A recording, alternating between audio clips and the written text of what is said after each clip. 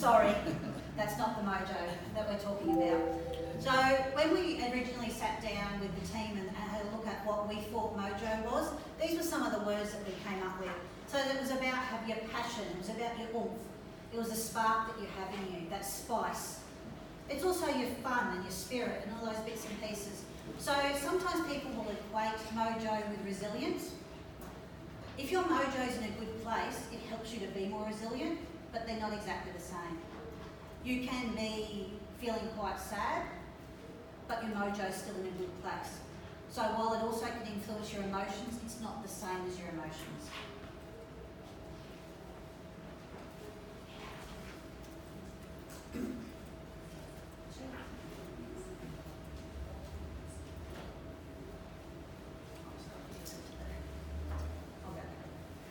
So when we look at there's some different definitions of Mojo. Nick's slides are a little bit different to the slides I was thinking of, but there's a quote that he often uses when he's doing his training from Barbara Capstick that talks about Mojo being that spark in our life, that thing that makes us definably different, the ability that we have to influence other people and to influence decisions that they make. My favourite definition of Mojo is really similar to this, around an acronym for it. So for me, that M is about making meaning. It's about knowing yourself, being mindful, as we've heard so much about today.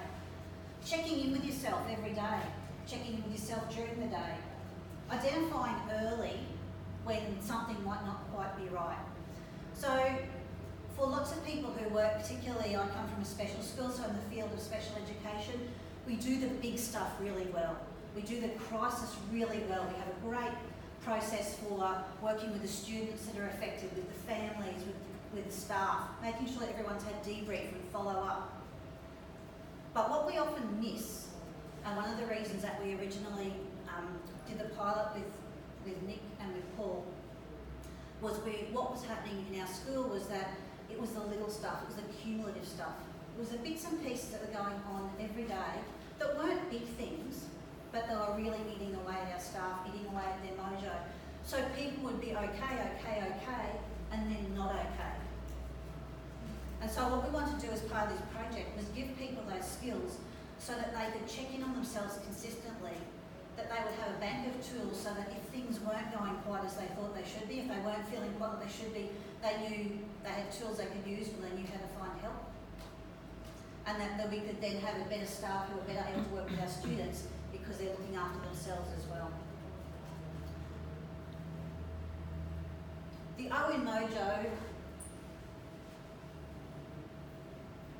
to me, looks at your outcomes. So it looks at the impact that if your Mojo is in the right place, the impact that can have on your home life, the impact that can have on those around you, and the impact that has on your ability to do your job. So it's really important that our staff have the skills to maintain their mojo at school so they're not just taking that home every day. The J in Mojo stands for joy. We all should find joy in what we do, but so often the story of the day, the thing that we take home at the end of every day and tell our loved ones about our school day or tell somebody that we're catching up with, isn't a story of joy.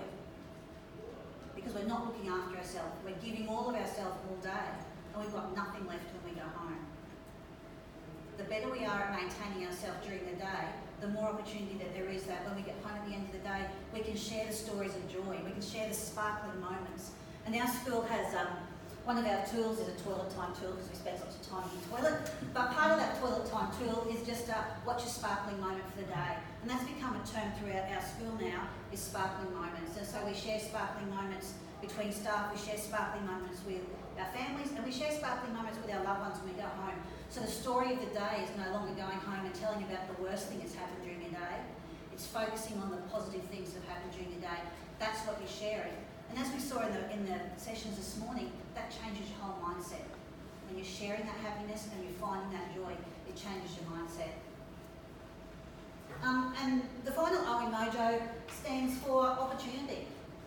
If we're looking after ourselves, we're creating more opportunities for better and more quality connections in the way that we connect and we have relationships with not just our students, but also with each other, with our team. For those who work in the field of special education, we need a team ourselves at all. And so you'll be able to create stronger links within your team. The first tool in Mojo is a tool just to get people to be aware of how they're feeling. So to do that, everyone should have a balloon. If you don't have a balloon, just put your hand up and Nick will give you one.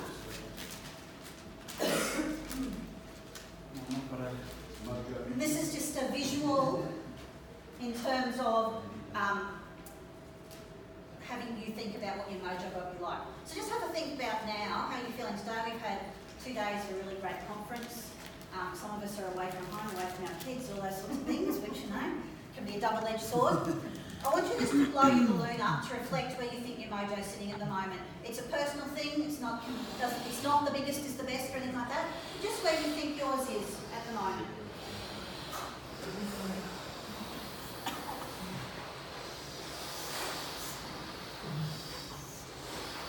Don't pop with your mojo so huge at the moment that you might go to the top. So this is something that we do with our staff, and we check in at staff meetings. It's just a visual for staff, just to think of where you are. You don't want to be down where the purple balloon is. If you're down where the purple balloon is, you've given everything that you've got. Okay? You want your mojo to be maintained and sustained. And during the day it's going to fluctuate, and that's normal. The second part of this activity, which we're not doing today, but is where we actually talk to people about making a list, and they make on their balloon of what they can do at work to maintain their mojo. So 10:30 on a Monday morning, and you give yourself a bit of a check-in, a mental check-in at morning tea, and you're not travelling very well at all. You haven't got much left at all. What do you do then at school? Because at home you might go and have half a bottle of red and dance to Shania Twain or something, you know, and all is good, but you can't do that at work. And in my case, work's a school environment. What do you do? So looking at all the things that you can do at school that can boost your mojo back up. What are those things? What can they be? The other thing that staff often like to do is a bit of this. Because, and that sort of reflects, when you let people have a bit of a whinge with their balloon, there are people, and this is something I suppose a lot more prevalent in our school environment prior to doing this, there are people in your work environment that when you see them coming, you want to duck and run for cover.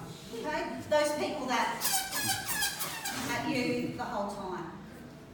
There has been a huge decrease in that since we've had the Mojo project in place now for a year and a half. And a big part of that is people being more mindful about where they are. Part of that is a team approach, that we're all checking in on each other a lot more. And also having the tools that we're able to say to other people, now's the time, you know, where's your sparkling moment? If there's not a sparkling moment, talking about some of the other tools, or reminding people that they need to be using their tools. And so we're seeing a lot less of that, a lot more of teamwork, and a lot more of team pulling together. And linking on to what Adrian was saying, this works. There's no right, as Adrian said, it's not a competition as to whose mojo is inflated the most. It's a term I picked up, it's not my term, and you have to excuse the language, it's not too bad, but what's called a bullshit rule, you've got to be happy. You know, we're human beings, we go through good bits and bad bits, and acknowledging that is important. Again, being mindful and present to how we are. Then, and this is an important part for me around Mojo-Maintenance, was then, okay, what am I going to do about that? So taking some personal responsibility. So again, having been a school principal, I was always mindful, there's a bit of a tension, it can always come about of them and us.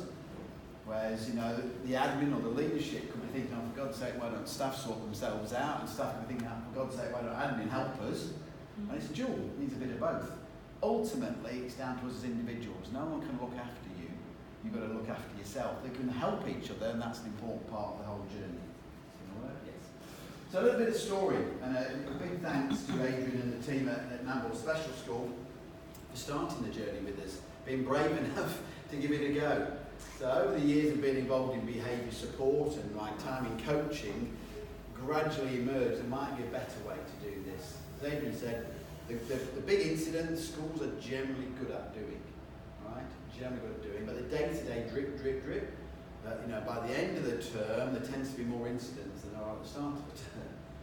And that's not, you know, because kids are probably more tired, but staff are more tired. So we're less resilient, we're less responsive, and we tend to react rather than being proactive around some of those. So you can see the originators at the top left there. We've done it with another special school down here, Curramundi, which is again a not-for-profit far away from Nambour, funnily enough. Then we did a morphed version for principals, to recognise that principals not quite like any other position in the school, so a one-day version with the Queensland Special School leaders. And we've also since done one. This is in a Cherbourg State School, which is an Indigenous school. And not up there, but Adrian's other half is in a primary school. So we developed one for a primary school as well. So I want to tell a little bit about the story. It's not, we didn't want to come in, myself and Paul, didn't want to come in and tell people as experts, this is what you need to do to look after yourself. So we've got a different knowledge and experience. Mine's more in the special ed behaviour space. Paul is in they come from a narrative therapy space. I'm always cautious about the therapy word. It's not about fixing people, all right? And deliberately talk about some of this. Sometimes people do need help being fixed, but this is not what Mojo-Maintenance is about. So we made sure, even though my background spent many years in special ed, that we spent time shadowing and interviewing people in the school, all right? So we didn't come with any predetermined ideas of what it was like to be in their school or to be in a special school as part of that. Things resonated, but there's certain things we learned as a part of that whole process.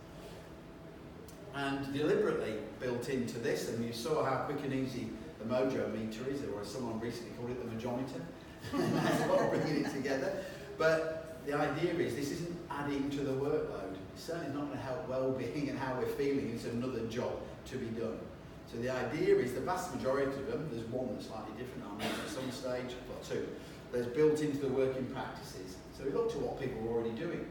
Lots of people out there already looking after their mojos. They didn't just come in to tell them how to do it, but just draw attention to it and to help those who sometimes not sure how to do it. Again, how do we share good practices happening? So vast majority are built in. So there's a home time tool that's had different morphs in terms of its name, but basically the home time. What do you do at the end of the day? What do you put in the pigeonhole? What do you put in the bin? What do you take in the backpack is a good thing, a positive thing that's worked for you. So there's simple tools that aren't sort of overly complicated to implement as part of that.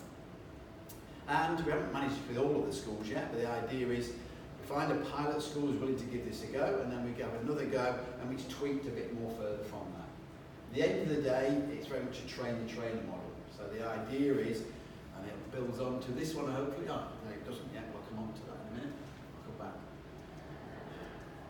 The key premise behind it is the peer-reflective practice. So it's not what admin do to teachers, or teachers do to teacher aides or ed support, it's how do we look after each other. Okay, so how do I look after myself and how might I look after my peers as a key part around all of that.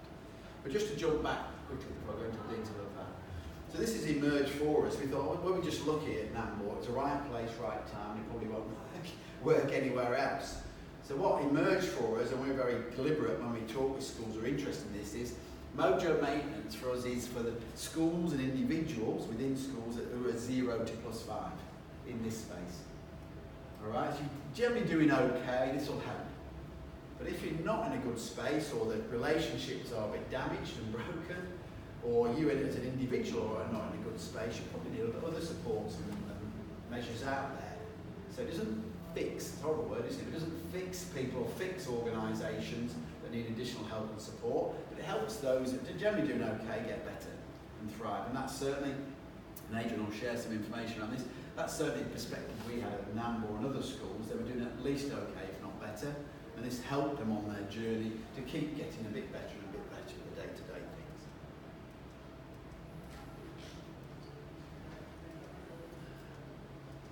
So, key bits around peer-reflective practice. So there's some assumptions we're going to share with you, then some of the key skills, and we'll leave the rest of the time, we've got a bit of time if we need it to, but Adrian's sharing the outcomes of this, because that's most important for us, and obviously for Adrian in a school, is does this make a difference? And we wanted to collect evidence and data around that as simply as possible. Again, so it's not, massively complex and everything else. We didn't want to add to people's workload as part of that. So, key part is, as much as possible, that most of the tools you can do on your own, but we encourage people to find someone to have a conversation with. By sharing that, by having opportunities to discuss, you'll each learn different strategies and each approaches. And actually it helps you feel better when you realise it's rarely is it just you facing these things, experiencing those. So that problem shared is a problem halved sort of experience. And I'm not going to my peer to fix me, I'm just going to share, and they have an opportunity to share with around key questions and key tools that help build up those processes. If you want to have a bit of a deeper look, we're downstairs, then in the breaks we've got some of the books that can give you a sense of what they are as part of that. And the peer bit, very important for me, is the power. Trying to remove, eliminate, minimise the power differential. No matter how collaborative your leader is, whoever your leader might be, there is a power differential. They might be the one writing your reference. They might be the one saying whether you go for a promotion or whatever else it is. And it's going to be naturally quite difficult to be truly share with that person how it's feeling. I think, how are they going to judge me as around all of this? I want to try and take out the judgment as much as possible. So we trained up 2 from the leadership team, 2 teachers and 2 teacher aides. How schools implement it is totally up to them. They know their schools, they know how best to implement it, not for us to tell them how to do that. But train a range of people as opposed to it just being certain people or leadership people. There's a responsibility around all of this. And it comes from the narrative therapy in space, of which I know a little bit, not a huge amount, but we all carry around, we're all made up of stories. And unfortunately, as we heard earlier, we often notice the bad bits of stories more than the good bits of stories. But by sharing these, by talking about and by drawing attention to them, we can all develop, thicken the storylines to talk about when we have done well, when we have coped, when days have been difficult. And then by conversation sort of thickens those storylines, we're more likely to remember them, more likely to bring them forward as part of that. Key elements about trying to stay out of judgment. I always say it's easy to say be non-judgmental, much harder to do. So I quite like this as a positive frame because, how do you be non-judgmental? It's like saying, how do you, whatever you do, don't think of a pink elephant. You can't, So this is one way, not the only way, but be curious about what it might be that they're talking about and their stories to help them explore that further. That shared understanding is of great value to each other. All right? Because not only do you get better at looking after yourself, I actually think, that's a good idea, I might try that. So there's an annual Mojo-Maintenance plan. So the start of the year you work out, what did I do last year? They've got to the year. How might I remind myself when I'm going through difficult times? And there's a termly booster shot, we call it, where small groups, 4 to 6 groups of staff get together, and it's very deliberate, very structured conversation. So we don't go into a moan fest. We go into spaces that are helpful and useful to reflect, and we each learn from each other as part of that. It's important. And trying to stay in empathy mode, compassion mode, rather than sympathy mode. All right. And again, the structure of the tools, they're very deliberate scripts, key questions in a certain order, to try and help us. Because in education, and even more so like in special education, the strength is empathy, but overplay comes from sympathy. Feel sorry for people. So this is about acknowledging how the challenges people face, but helping them take control of what they can take control of. If not, they have to go and find other people to have conversations. You can't do it all yourself, but the more we sort of open up that, the better. We heard it this morning, that real focus on strengths. What have we got that enables us to keep turning up day in, day out? All of us have strengths, we sometimes just don't notice them. So drawing light to those, drawing attention to those is a key message.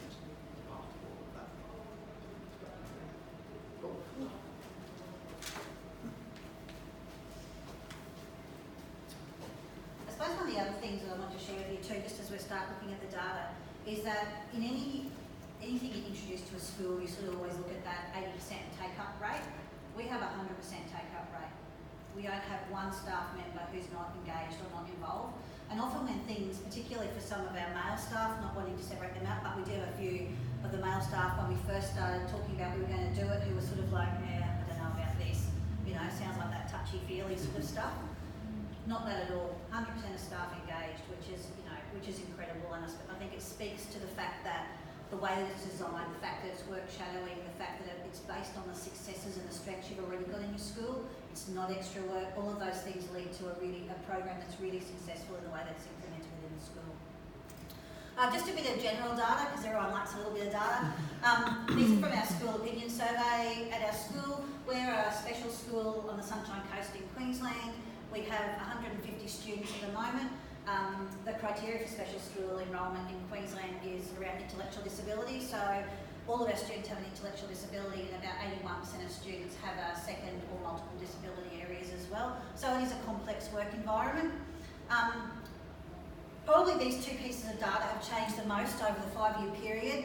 The first one, the writing's quite small, that says, I feel this is a safe place in which to work, and so that's changed dramatically, but it's the second one around staff morale. Last year's school opinion survey, 2017, 100% of staff in our school said that staff morale is positive, 100%, which is pretty incredible. It also means that we've got nowhere to go. But I think that really speaks to what's been happening in the school. There's been lots of things that have been put in place, but the icing on the cake over the last 18 months has been this focus on staff wellbeing. And I guess to back that up, last year there was a new question on the school opinion survey because they keep changing questions so that my data can't be as comparable as I'd like it to be. But the new question on there was, staff at my school are interested in my wellbeing, and 100% of staff said that they were. So, even taking into consideration that people who might be having a bad day on the day that they fill out the survey, because often we look at the results and go, some people are having a bad day on that day, those sorts of things, 100% of staff feel that other staff at the school are interested in their wellbeing. So in terms of a supported place to work, that's what we're all looking for and looking to create. In terms of just trying to get some information together around the Mojo project itself, last year we started at the beginning of last year after training staff at the end of 2016, and this is sort of what our data looks like. So we just asked 3 simple questions of staff in term 1, term 2 and in term 4. I can recognise when my Mojo sits daily. So at the beginning of the year, last year, most staff thought that they were sort of fairly aware or very aware. Interestingly, after we'd done some training with them in term 2, less people thought they were very aware after all. So there was that bit of reckoning and that bit more mindfulness around it.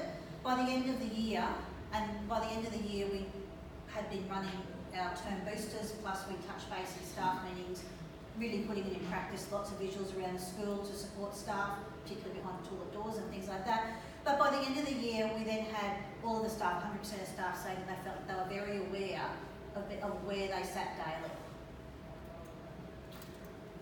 In terms of having tools that I can use to maintain my Mojo, again, we saw that same sort of shift where people originally went, yeah, I know, I've got some tools. After they started learning some tools, thinking, I've got a bit more learning to do. And then again, by the end of the year, most people were aware or very aware of what the tools they have, what's in their toolbox that they can use. And the tools are, when we teach the tools there, all the tools are there for people to use, but there will be 1 or 2 favourites that people will gravitate naturally towards as there are with any sort of strategies. And the last question we asked people was whether they felt they were effective in maintaining their Mojo. And again, a lot of people felt that they were at the beginning of the year. And by the end of the year, we do have over 80% of people who are now saying they're very aware and they feel that they can. But it's good to see too that there are some people saying that they're not as aware as they should be, or they're not maintaining their Mojo as well as they should be. And there's going to be times that we all travel through places like that as well. But even on the back of that, they all still feel that they're in a school where everyone has their well-being forefront in their mind. And then from this, I suppose we're hoping as a school, and we are seeing as a school that this then, in terms of our student outcomes, we're seeing an increase in student outcomes as well. A little bit flat. Any questions? Very well to take. So, deliberately call them tools. So the vast majority are there. So there's the only 2 that we recommend. Adrian did it. I'm pretty sure they did. Knowing Nambour or knowing Adrian, but was that we think should have been, want a better word, mandated. It's not a very nice word, is it? But it was the annual one. So a plan at the start where, again, it's absolutely separated from performance, because often people get a bit confused with Mojo and performance. Now, again, generally, if our Mojo is better, we're likely to be performing better. But I certainly can remember some stuff I worked with over the years, their Mojo was really high and their performance wasn't really that great. They rocked up just before when they left dead on time, they were very happy. But, their performance wasn't really the leader where we wanted them to be. Most people isn't, but this is about self-care. How do I look after myself as part of this? There's an interesting spin-off project coming where we're looking at developing tools around practice, so deliberately around practice, as opposed to well-being as part of that. But the tools people use them as they want to, as they see fit. They're available. So there's the annual Mojo-Maintenance plan where you sit down with a peer, set of, top of the head, 5 or 6 questions to reflect on that you can go back to, and then the termly boosters. They're looking at things slightly differently in these groups, and but it's facilitated discussion as part of that, very structured as part of that. So, oh, you've got some comments. Sit back down. I'll go on. That's what you did. It's all good? No. So what you look, the other part, sorry, when we took the data is that we looked at, staff wanted to provide comments for us about it. I'm not going to read through all these, but they're all very positive in terms of how they felt it supported them. We do check in during our staff meeting. And while Mojo's not exactly the same as resilience, that's an important statement. We can't teach our kids to be resilient if we are. That's a really important statement.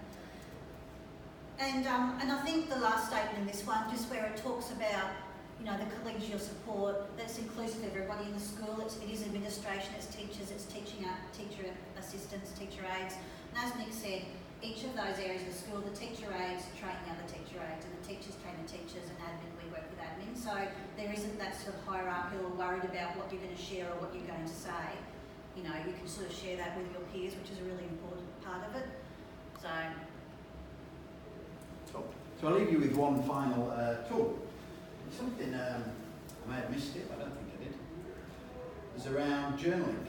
We talked a lot about mindfulness, but there's a lot of evidence around the power of journaling. Again, this is optional, so it's not everyone's cup of tea. Personally, I've certainly, I've built it into my daily practices now. I'm very structured around journaling. It helps. And it was linked to Barbara Fredrickson that was mentioned earlier about suddenly realising I'm a pretty positive person, but we don't, not hardwired to notice or be grateful for lots of things. So deliberate practice helps us get better about this.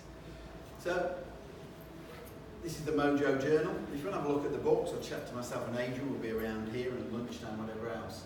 So why don't you just think to yourself, because again, this is something that's designed to be done personally.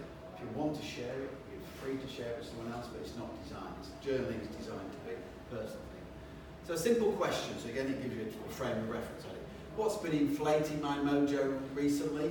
So again, stopping and thinking, what's been going well, what's been helping me? And we deliberately talk about work and home, because Adrian said otherwise, we found in the early stage, everyone talks about stuff at home, and not much at work.